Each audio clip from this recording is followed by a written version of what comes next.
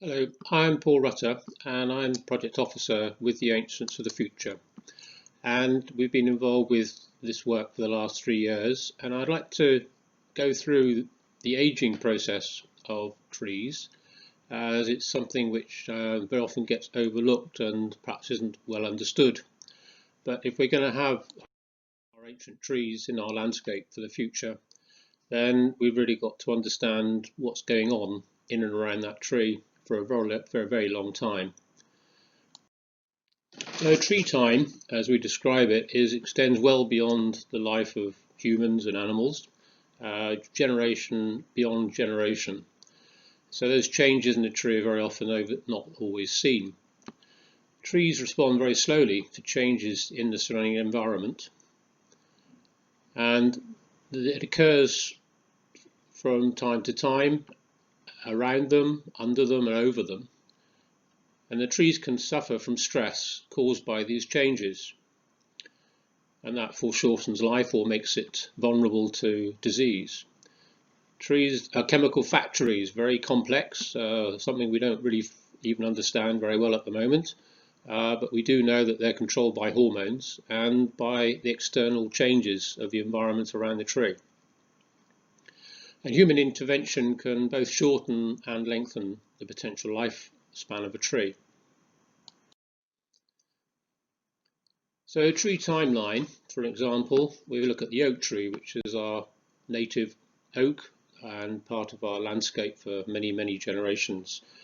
It can live over 800 years, and it's reckoned to take around about 300 years to grow to maturity, and then it stops growing any larger, but it continues to rest and put on incremental growth around its trunk, and it will then about 150 to 200 years slowly die, and eventually in the end will return into the soil, so it recycles itself. Beech trees will go on for perhaps 400 years plus, and pollarding does extend that length. Ash trees the same, 300 years plus. Hawthorn trees can go on for 250 years probably. Lime trees 300 years, and at Westernbird Arboretum there's a coppice tree which is reckoned to be about 2,000 years old. At the other end of the scale there are birch trees and willow trees which have a different strategy, so don't live quite as long, but nevertheless still play an important part in decaying wood and habitat. Then the sweet chestnuts are 800 years old plus, and field maple can go on for many years, 200 years, and they're quite an important tree that we need to manage and include in our landscape. So ancient and veteran trees are very much under threat. We have the largest population probably in Europe because of the land use history, but they are suffering from mismanagement and lack of understanding about what and how they need in order to grow. But as they get older, they become even more biodiverse. The tree biology and the gravity, wind influences all have an effect on the survival of a tree and whether it suffers damage. The high canopy trees that grow very close together have a very thin root system, a narrow system, and a canopy that's often restricted, and they can very often be blown over because of the high centre of gravity, in comparison to those trees that have an architecture of a low canopy. There's a tree on the right here, a big old oak, possibly been pollarded over many centuries, and it's assumed this very low stem with very many low branches growing off in all directions. Other trees, some that fall over, they can't fall over twice, so they just keep growing, especially if the root plate is well established and intact despite it collapsing. And these trees can go on for centuries, sometimes called phoenix trees. And that again indicates that trees are happy to grow horizontally as opposed to vertically. So the key factors for an optimum life tree is it needs space and the light for the tree to grow a good, rich, healthy canopy of leaves. That canopy ideally needs to be low to the ground and has an extensive root system going out well beyond the canopy. This improves the balance of the tree, gives it greater stability. and it's all achieved by allowing the branches to grow laterally and outwards so that their tree becomes well balanced. And a healthy, vigorous tree, although it may lose its branch from time to time, if it's a healthy, vigorous tree, it can and will regrow new branches. And as the tree gets much older, the stem gradually hollows out, and this again improves the stability against high winds. And this was well illustrated during the 1987 storms, when many ancient trees were left standing while tall plantation trees fell over. So when branches are removed, the tree will respond, that it will regrow, because the hormones in the tree tells it actually needs the canopy to continue to grow. And in some situations where we cut limbs off, the plant responds very quickly with new buds. And in other situations, if a branch is ripped off in the wind, it leaves a broken, ragged edge, but those are very important for many saproxylic insects that seem to prefer that type of wound injury as opposed to the flush cutting using saws. But we've exploited the fact that trees will respond by being cut, and over many centuries we've pollarded trees, ash trees, oak trees, even beech trees, and they will respond if they're vigorous and they're cut at the right time and they adapt to this type of management, and they gradually decay from the centre while continuing to grow well and vigorously year on year, and the centre of the tree, as it becomes hollow, becomes a very, very rich and specialised habitat for many insects and fungi. And the pollarding of oaks has been done in part of this project in order to try to fill the gap, the generational gap that we have of ancient trees. And during the World War, many trees were felled, and we haven't got that new cohort of maturing trees becoming decayed and then turning into veteran trees. So some work's been done in order to retain the canopy. Some of the tree has been pollarded in order to respond well, and then we have a tree which is then developing with decay slowly at an earlier stage than it would if this work wasn't carried out. And veteranizing trees is being carried out across the country at different sites, including removing parts of the stem and allowing decay to enter the tree, but also creating cavities for bats, insects and birds. As the tree does develop, despite it losing limbs, and if it's been pollarded, which actually puts the time clock back to 0, the tree then resprouts and regrows for another generation. And over that time, the centre of the tree can decay, but there's a life in those trees because the fungi attack the tree, they create the cavities, and then they're followed in by the invertebrates, and then later the birds and even mammals. The bark of the tree also becomes suitable as the tree becomes older for lichen that need that type of special chemistry that's on the bark and have a well lit situation. The fungi that attacks the tree will act in different ways depending on what the actual species of fungi is. And we get brown rot and white rot. The white rot fungi, very widespread and large numbers, will actually attack the whole tree and be able to decay most of the wood eventually. Whereas we have brown rot fungi, a bit more specialised, which attack the lignin, the centre of the tree, creating cavities in the middle of the tree, eating out the heartwood while leaving the sapwood and the springwood alone, which enables the tree to continue to grow for many generations, becoming more hollow over time and creating very valuable habitat.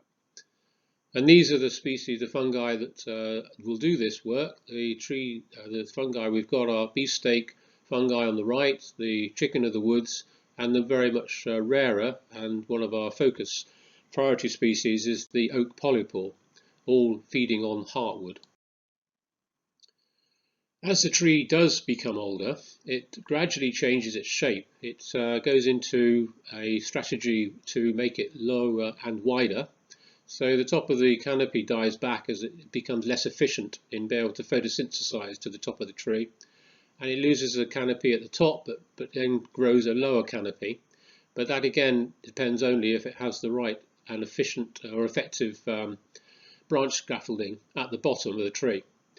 But the tree will evolve over probably a century or two. It takes a very, very long time for this to happen, so we're not really aware of it. And the tree will eventually continue to grow despite it decaying and eventually turning into its own soil. But the biodiversity in the tree does increase over this time, and this is when the fungi, lichen, the birds and the bats find these old trees extremely valuable habitat, which again is a reason why we need to be supporting them, as well as the many thousands, or 2,000 probably, saproxylic insects that live inside or rely on decaying on dead wood. So every part of that tree is a niche to an insect of some form, or a bird, or a plant.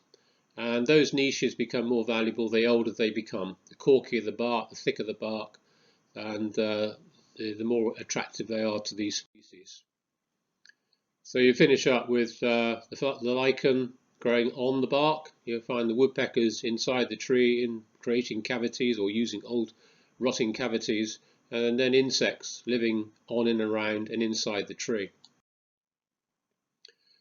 Much of the English landscape was what we describe as pasture woodland or wood pasture, and this had been formed because of the land use based on herbivores grazing it, and the oak trees being able to grow through the thorn and the thickets and then gradually become mature open grown trees. And this is very much the landscape that we need to try to encourage more of, because this is where these specialist insects and species, bats and lichen, find attractive to live. Old orchards are also a very important pasture woodland, and we overlook this very often. We've lost many orchards over the last 50 to 60 years, but nevertheless the ones that are surviving have some really old trees with lots of veteran features on them, old and decayed cavities, and that's because of their management, the fact they've been pruned quite regularly. The decay enters the centre of the tree, but the tree continues to grow, and very often they'll be growing as low-growing trees in order to be able to gather the fruit easily. And then underneath the grass, it's a permanent grassland. It's not cultivated and it's not overgrazed, so it's an ideal environment for many of these species to find attractive. So the pasture woodland have many components which sadly we are losing across the wider landscape, but it's important that we do try to rebuild them back into the broader landscape rather than just in little pockets, because these insects and birds need to be able to travel and colonize and then eventually cover the whole country.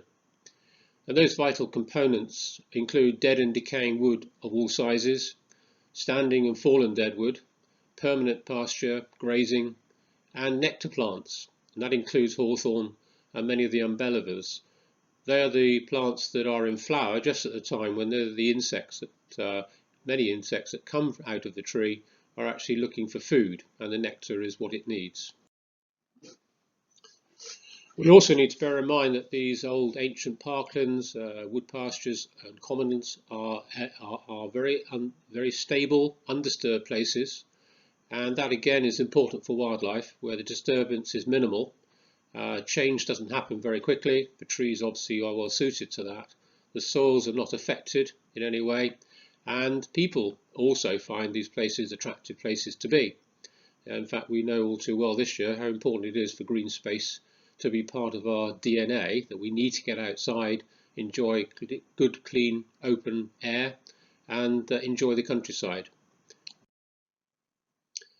There are many threats to the ancient woodlands that we have. Ancient trees are continuing to be removed or replaced or tidied up, and short-term tree cover is replacing them for forestry and timber production. And we think there must be room for both, because we do need to have both types of timber and types of tree in our landscape. Lack of space within the plantations will stop any mature ancient tree developing. So we need to give them plenty of space as well as grow timber. The interventions that we make will very often affect the tree negatively, and just by tidying up limbs and raising the canopy, will be the death knell to an ancient tree. It will foreshorten its life because it can't grow that low scaffolding as it becomes a retrenching tree. So eventually those branches at the top die back and the tree can no longer replace that canopy. So it meets an early end, or it may be felled. And on the right hand side, the trees that have dense canopy shaded will stop the tree from growing, and again they can die simply by lack of light. Soil compaction is a major problem, and cultivation around trees affecting the roots, while waterlogging is another problem that we're arising because of intensification of use by soil degradation and the heavier rains that we are now starting to experience more. So the tree hasn't changed in the time that we've seen these changes go on, but it's now suffering from a changing environment and the changing soil structure. So all those factors are putting a negative impact on these ancient trees.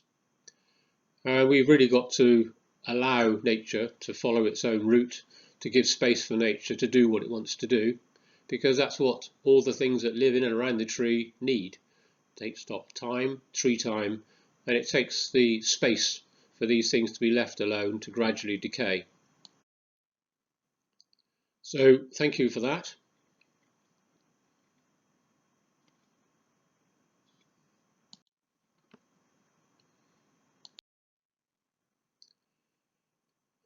Hello, it's Paul Rutter here again, and I'd like now to just talk to you about the benefits of fungi, which I mentioned a bit earlier, and the fact that we've often overlooked the fact that these organisms are incredibly important to the way the planet works and probably to our long-term survival and well-being.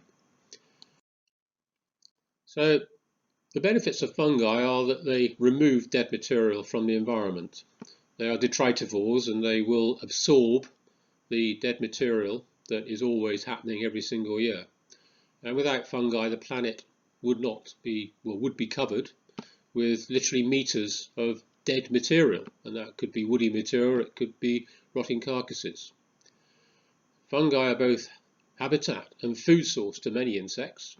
So again, as they go through their life cycle, they provide yet more opportunities for other species to survive and thrive. Many of them microscopic, so we're very unaware of it. Fungi are building blocks of the new soil. They will gradually break down what otherwise would be material that cannot be broken down by other organisms. Some insects can't actually eat them and animals can't eat them. So this was where the fungi come in, and they break the material down into a soil brown material. And they support and sustain healthy plant life, including trees, because the relationship that many fungi have with those trees gives the tree more resilience and able to survive events such as drought, but also get nutrients through these very specialized fungi. And they will help to increase the resilience of the tree to diseases. Fungi can also digest substances that no other organism can, and these include hydrocarbons, radioactive material, and even plastics. So the kingdom of fungi, as they are described, is neither a plant nor an animal. It relies on oxygen. Fungi are in a class of their own, and over 2 million species have been recorded so far, and there are many more yet to be found. They're found all over the planet, both on land and in the oceans, and once considered to be a threat, we now believe many of them play a vital role in our ecosystems and do more good than harm. They're divided into 4 main types, and the main one that we're particularly interested in regarding ancient trees are Basidiomycetes. If we continue to explore the natural world and continue to find the number of fungi which we have so far, we can expect that there will be another couple of centuries before we are able to identify all of them. So there's a lot of things out there that we haven't discovered, or we don't understand how they work and what their qualities are. So we really got to make sure we don't lose them, because they could be very, very useful to us. And in order to recognise that, there's an international red data list which has been set up in order to try to record as many species as possible and to try to ensure that their habitat is maintained. So the Basidiomycetes family in fungi are in mushrooms, puffballs, stinkhorn, bracket fungi, many other polypores, jelly fungi, boletus, and many others that you may just come across from time to time as you walk through the woodlands or across pasture. And part of those, or rather many of those fungi play a vital part in the management of soil and trees. 90% of them have mycorrhiza connections to plants, and these enable the plant to be able to obtain water and minerals far beyond its natural root network. And they do this by connecting to the roots and then the mycelium spreading out much further away from the tree. The fairy rings that you can see in the fields and sometimes in the woodlands are these mycorrhiza, and this is how they grow. These fruiting bodies come out of the ground, but within that and in the center of the circle will be millions of hyphae that are actually moving the material in and around the soil. Other fungi in the soil produce a sticky material called glomalin, and this helps to glue together the molecules of the soil, and they help to build up the dead organic material and the humus, which is then fed upon and used by many other species. The vital connection has created a wood wide web, so the trees are not in isolation. Because they can't move, it doesn't mean that they haven't adapted a way of obtaining all the nutrients they need. And we're understanding more and more now just how much that wood wide web exists and how important it is for the health of both trees and many plants. And if you could see it, well, it's microscopic, it will be something like this. Under the ground there will be a network of hyphae all disappearing off into many yards away from the tree, perhaps even miles, and feeding it back to the tree to give it nutrients. Lichen are a very important part of the mix, and they are a type of fungi, but they're also part algae. They have a symbiotic relationship in order that they're able to survive, and they can survive very extreme conditions. But they are also demanding. Some species are very rare because they need the special type of bark surface that ancient trees offer. But that bark and that habitat only occurs on trees probably over 200 years old. Many lichen contain chemicals that are beneficial to both man and animals. In fact, many animals eat lichen because of the nutrients that are within them. And we've used them for dyeing clothes and for producing fragrances, but also they have antibacterial properties. And there's a material, arsenic acid, is used in cosmetic and toothpaste and the production of deodorants. So they do have a very great use for us.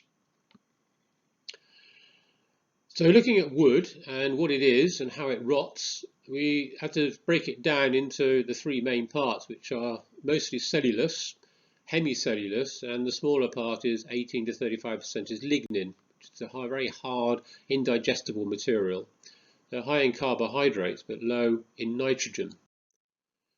So as the tree is broken down by fungi, the fungi produces extracellular enzymes, and they absorb the material outside of the actual fungi before actually consuming it.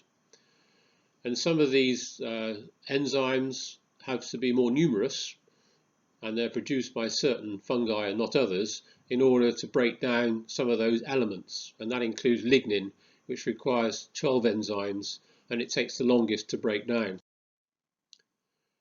So as the bark is initially damaged in some way, that's when allowing microbes and microspores to get into the tree. And the first line of defense that the tree makes is it produces resins, gums, and sticky material to try to breach the damage, the injury, and that prevents insects and fungal spores from entering. But if that doesn't succeed, then the trees that cannot then heal start to allow the rotting process to develop. Structural decay occurs for two main groups of fungi, as I mentioned earlier, the white rot and the brown rot. But the white rot will consume most of the tree eventually, while the brown rot will only attack the middle of the tree. And this is a decay that you'll see in brown rot. While the tree very often continues to grow upwards, it might be very damaged in the stem, but there's probably one or two branches still alive and the tree is still standing. And while it's standing, it really gives a very, very important habitat. And as the tree does become older and it can continue to grow, then it becomes wider and wider. And although the tree on the right-hand side, half of it is dead, it is still thriving. So the red rot species are the ones that produce cube rot, and the species that we're interested in are the fungi called chicken of the woods on the left, the beefsteak on the right, and the more and rarer species which we're trying to find out more is the oak polypore, and all of these feed on the heartwood. So just because the tree may have fungi on and around it doesn't always mean it's going to be dead very soon or that it's about to die. A big-bellied oak at Savonet's a good example, well over 800 years old. It's hollow, it's got many fungi on it, but it's just still growing very well and produces plenty of leaves every year. The standing dead trees are an important habitat even though they're dead, and we do need to make sure that they are part of the component in our landscape. In order to help this process and to try to shorten the generational gap, Ancients for the Future project has been helped by Cardiff University to inoculate Hericium erinaceum, a fungi to promote early heartwood decay, and that will hopefully start hollowing out these beech trees sooner than it would normally have occurred and start creating the habitat that is created by these types of fungi. We've also spent time looking for these priority species in order to try to record where they are and if trees have them, and we have been able to be successful in finding some of the oak polypore in Savonet Forest, and we believe this was the first record of this particular fungi. Growing on the heartwood, but it's doing the job of breaking it down slowly and creating cavities, and it's interesting that our bat survey identified barbastol bats in the vicinity of this tree that had this fungus on it. So the compartmentalization process of the tree goes on for as long as the tree is vigorous enough to respond to damage, and it doesn't mean the tree will be short-lived. It can continue to grow in a very poor state of condition with either exposed stem or just a hollow stem. There are, however, some fungi, honey fungus and giant polypore, such as this one here, which will attack the roots and eventually kill the tree. So we do need to be wary that those particular fungi do need to be identified and ensure that the tree that being affected doesn't become a liability. So in some situations that management might have to reduce the height of the tree to take the potential dangers away from it falling. But by keeping the white rot trees in the landscape are as important as keeping brown rot trees. Over time, the tree does decay slowly. The soil is produced through that decaying carbon that has been broken down, turns it into a rich brown soil, which is characteristic of old ancient woodlands. And again, is something which we need to just give time to happen, and disturbance will affect that. So I suggest that we don't ever give up on a tree, no matter how crusty it might look and how much the canopy might have been lost. If it's still producing living tissue with leaves, then it's going to be a very valuable habitat for many, many years to come and probably beyond our lifetime. And it should be borne in mind that 6% of British invertebrates are species that rely on deadwood. Threats to the fungi across the nation and beyond are very similar and might sound familiar to what I've said earlier, and that includes the removal of dead and decaying wood of all sizes, from fungicide and fertilizers, chemical fertilizers, from cultivation, ploughing and compaction will all cause root damage, and of course waterlogging of the soil is a death knell to many mycorrhiza fungi. So best practice is try to avoid these elements occurring around any ancient trees or any recruit ancient trees.